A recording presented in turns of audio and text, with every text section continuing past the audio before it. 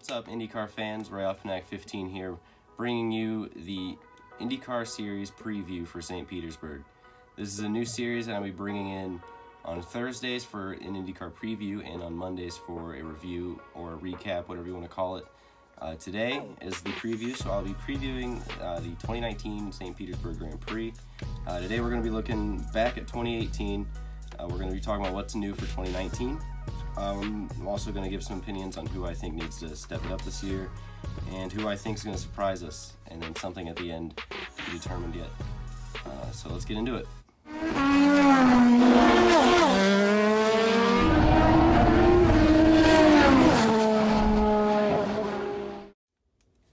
So just getting straight into it, let's take a look back at the 2018 race. Basically, if you can recall, we had 3 rookies make the Fast 6. That was obviously Wickens on pole, which was incredible.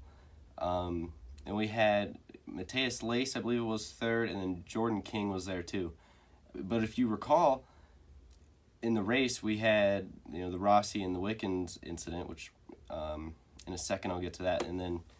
But if you can recall, the highest finishing rookie was Zach Veach in 16th. So the reason I bring that up and the reason I want to reminisce on that is because we're coming into 2019 again with an insane class of rookies. So I think, should we put the bar pretty high on them, seeing what last year's class did at St. Pete?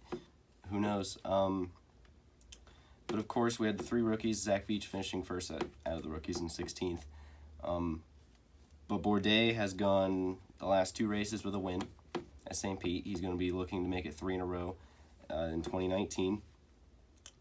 Can he do it again? Who knows? If you can recall, also, Wickens led 69 laps. That's not a joke. He led 69 laps, not making a joke. I mean, I guess I am now, but looking back at that actually is kind of funny that he just happened to have led 69 laps at the finish. But anyways, looking back a year later, I kind of want to ask, what are your opinions on the Rossi versus Wickens incident in St. Pete? I think it was a finish that was awesome for the first race, but a lot of people had a lot of mixed opinions on whether Rossi's move was right to go for, whether it was a dirty move and he did it on purpose. Whatever you want to say about it. Looking back a year later, I think it was something that was kind of forgotten throughout the season, but take a look back and tell me what you think. I honestly, I want to know how you guys feel a year later after that. So, after looking back at 2018, let's see what's new for 2019. Honestly, not much new for this year besides the amazing rookie class I said to get back to. And we have 5 rookies in Colton Herta, Felix Rosenqvist, Santucci, or Santino Ferrucci. How many times is Paul Tracy going to say Santucci? And not just saying Santucci because he messed up like the one time, but I bet he says it just because he thinks it's a funny meme now. I could see him doing that. We have Marcus Ericsson and then Ben Hanley, of course, with Dragon Speed, the new Dragon Speed racing team coming in, which is also something new for 2019, but only coming in for so many races. I don't really think it's a big change, so I didn't really put that in. But, yeah, we have Colton Herta, came in from Lights, Felix Rosenqvist, who came in from Formula E and other series. He did a couple of years, and he did a partial season in Indy Lights and won, I think, 2 races. Ferrucci, who was a reserve F1 driver, and then Marcus Ericsson coming in with 5 years of F1 experience. Ben Hanley with loads of experience in sports cars lots of sports car experience. That's what I can say about Ben Hanley. It's going to be another fight for Rookie of the Year. I don't think there's really a standout. I think we'll have to wait, but it's hard to say because a guy like Colton Herta, who's been around the circuits for 2 seasons now in Indy Lights, he knows the tracks. The Indy Lights car and the Indy car, they kind of mesh pretty well. Felix Rosenqvist, he's kind of been hyped up as the man to beat the season just overall, because I was actually there. If you go through my videos, I put up a pure sound of that test in 2016 where Rosenqvist was driving, and the lap times show. He came back in 2017 and did it again, but he went out at Mid-Ohio and set laps faster than Scott Dixon in his first day at an IndyCar. So people are really hyping him up, and I think a lot of people are also putting in the fact that he's on Ganassi with Dixon, so him and Dixon working together, that's going to be dangerous. It might even possibly make Dixon even more dangerous than he was. Our defending champion might be better now. Think about that. It could be bad. Or good if you're a Dixon fan, I guess. But then Santino Ferrucci, not many people know much besides of his couple races last season. And, Portland, he kind of showed well in the coin car.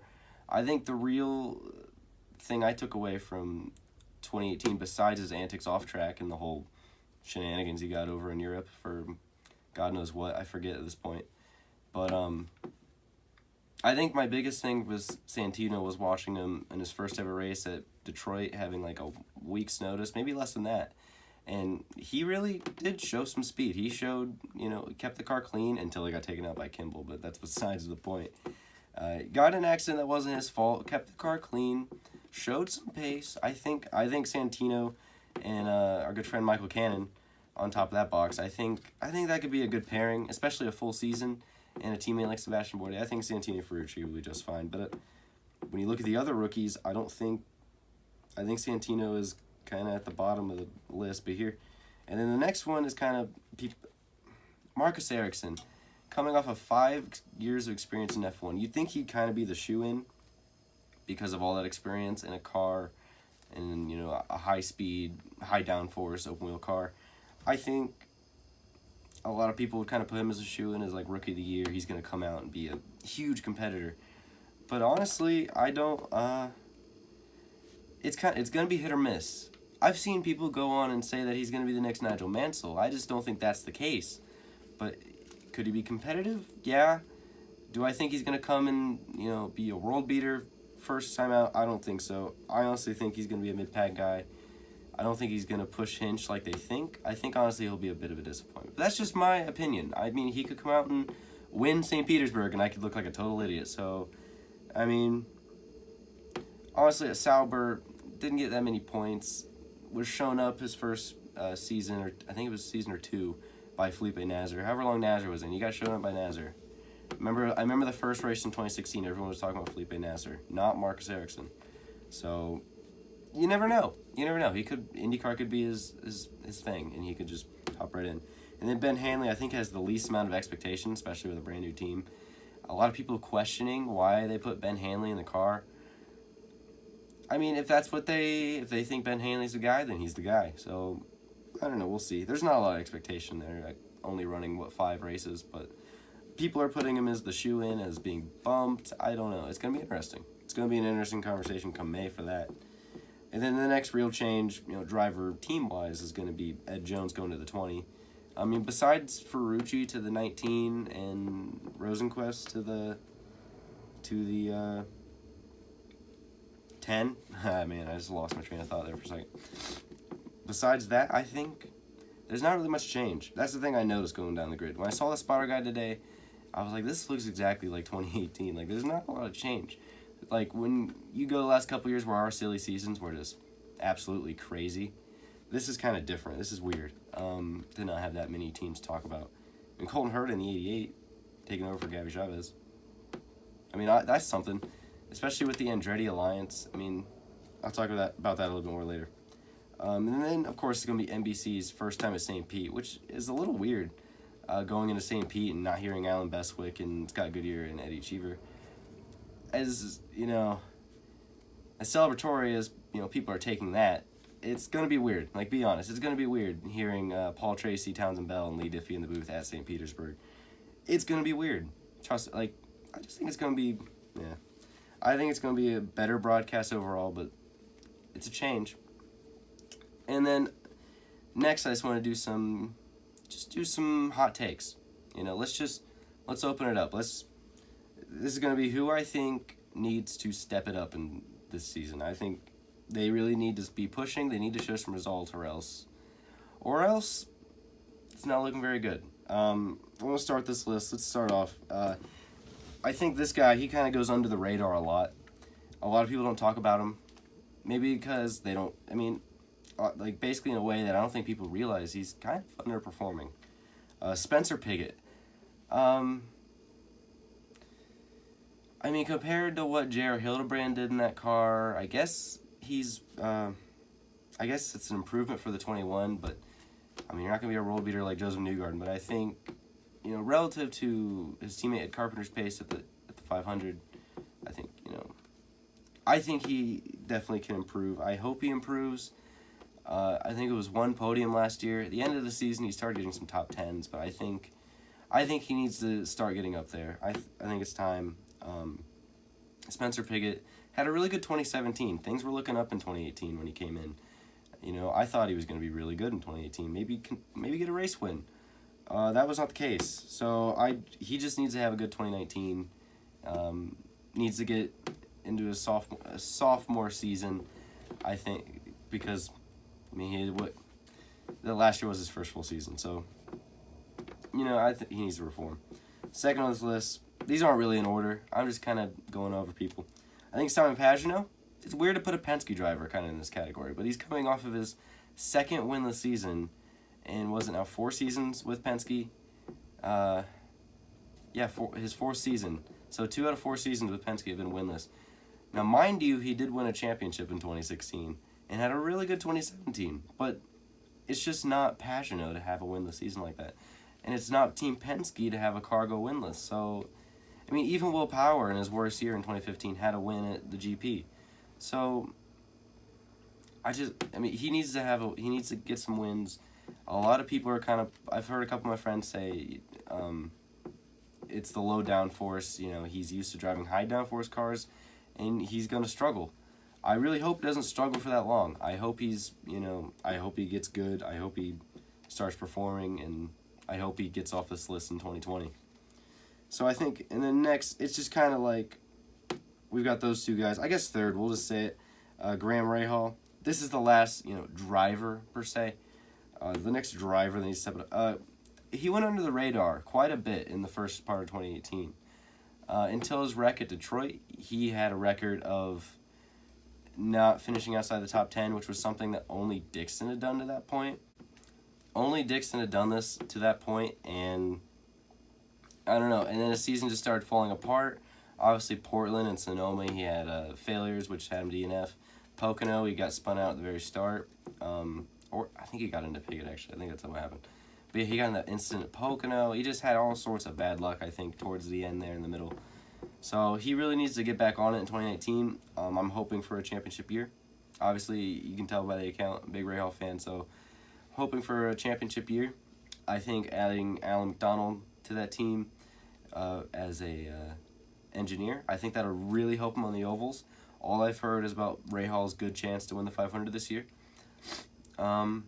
Which, yeah, I hope that happens. I think a lot of people would hope that happens. I hope we get a Rahal getting another championship and, competing for a 500 win. Because we've never really seen him, racing for a 500 win. We've seen him lead laps. We've seen him kind of creep. But, 2017, 2018, he's just always had something go wrong. So I hope, something can go right this year. He's just the man of bad luck. And, yeah, that's all I have to say about that. And then next, it's going to go in a driver and a team. So I think Max Chilton, as a driver, he needs to step it up. But also the same token, Carlin needs to take that next step as a team. We've seen from, how nice their garage area looks, how, nice the team looks, how well-funded it seems. We've seen, they're going to be the next Ganassi. They're basically the Ganassi B team because they took Kimball and Chilton, which were their Ganassi's two drivers before they went to 2 cars. So they really, I hope they take that next step. Chilton needs to take that next step. He needs to at least get a couple podiums, I think. Maybe 1 or 2 or 3. I don't know. But yeah, and I think a race win in the future could be something for him if he just... But, as I've heard, he's just one of those drivers. He's either on it or he's on it, and it depends on the track. And in an IndyCar series, that's not really what you want. That's not really what you...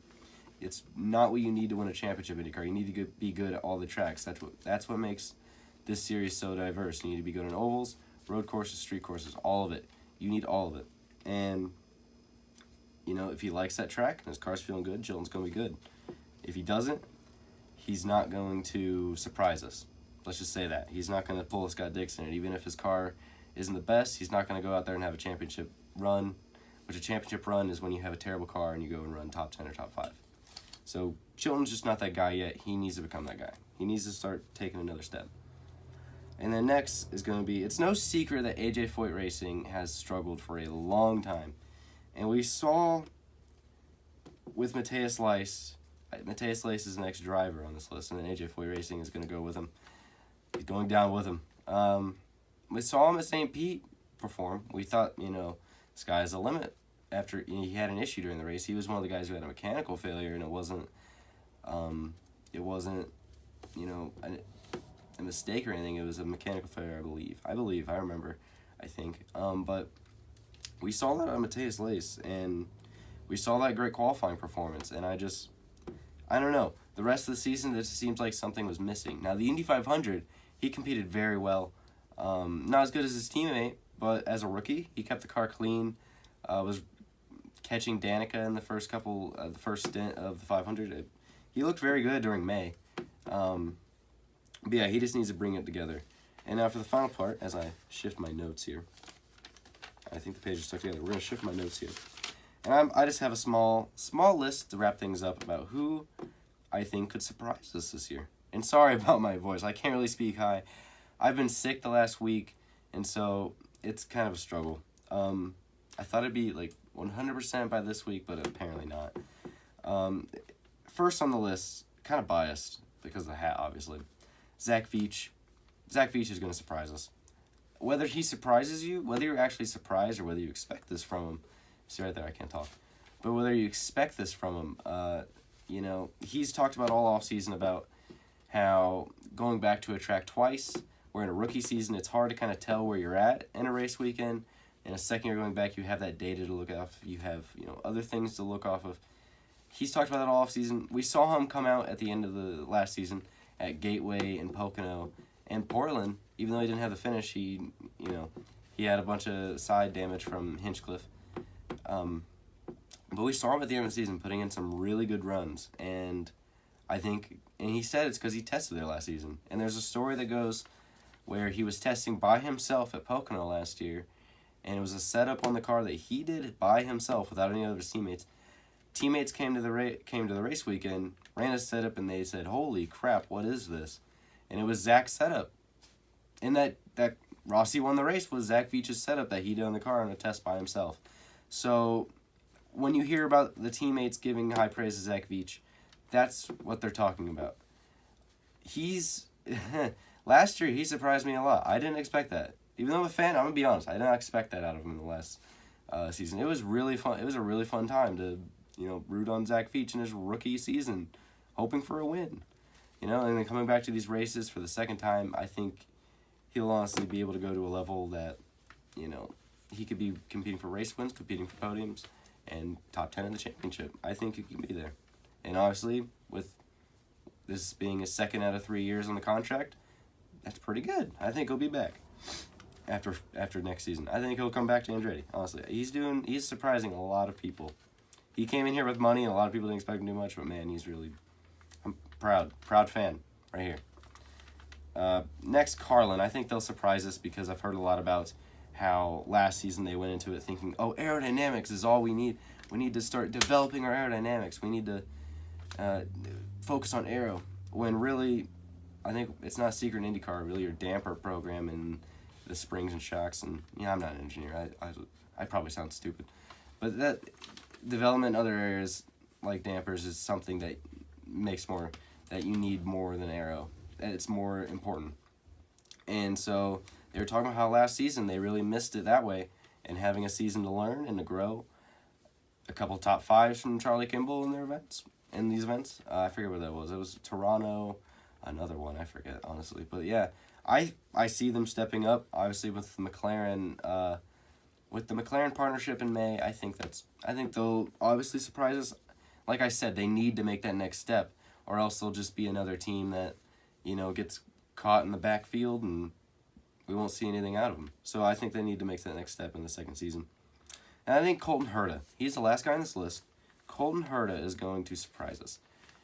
With the Andretti car, obviously people look at Sonoma and like, well, he finished like 21st. He was running the 88 car, which had the 2010 dampers, the older shocks, the older car. He was running that car.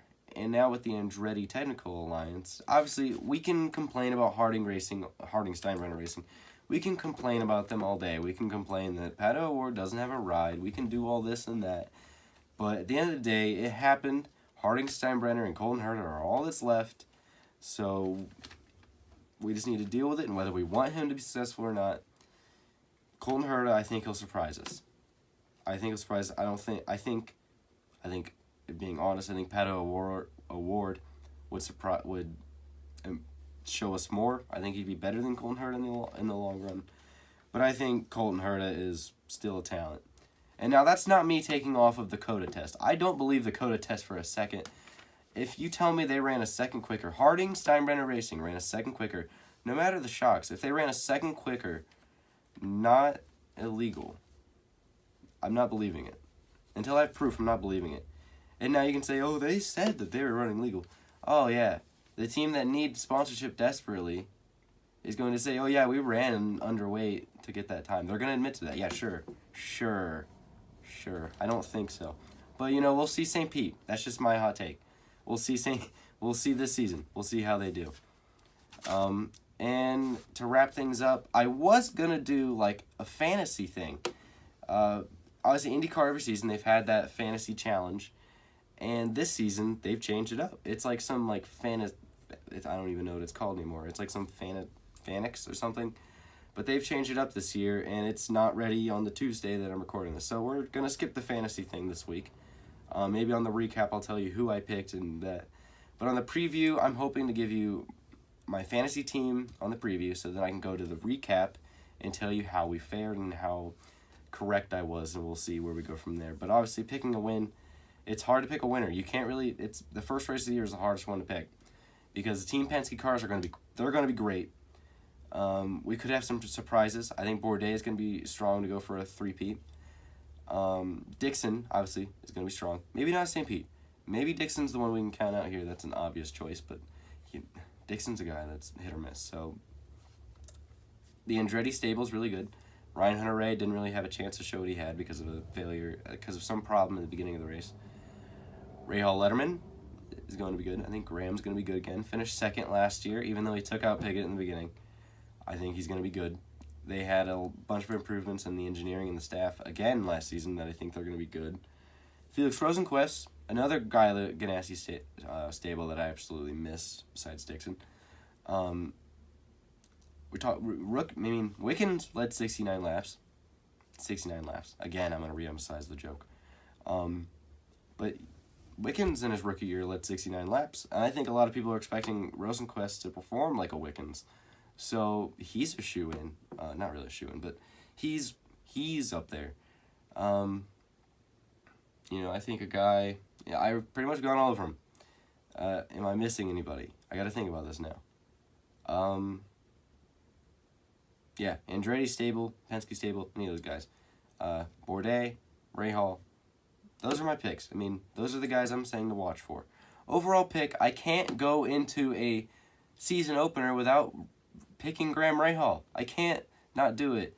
I'm going to try and get myself to not pick Rahal for most of the races, the majority. But I'll tell you right now, St. Petersburg, Indy 500, my picks are Graham Rahal or Zach Veach. I can't go into these races without picking them, you can't go into the first race of the season without wanting your guy to come out on top. I've waited this long for this. I want Graham Rahal to be up front of the end. That's who I honestly want to win. Now who else? Who I think will win realistically, if we're looking at it from an outside perspective, probably a Will Power or a Penske guy. If Will Power can put a race together at St. Pete, he's going to win. So that'll do it. That'll wrap it up. Thanks for watching. Thanks for watching my ugly face talk for however many minutes this was so far. But yeah, subscribe for more content. We're coming back at you every Monday and Thursday with a review on Monday and a preview on Thursday. We'll get that mixed up. So go check out my other videos, subscribe, and I'll see you in the next one.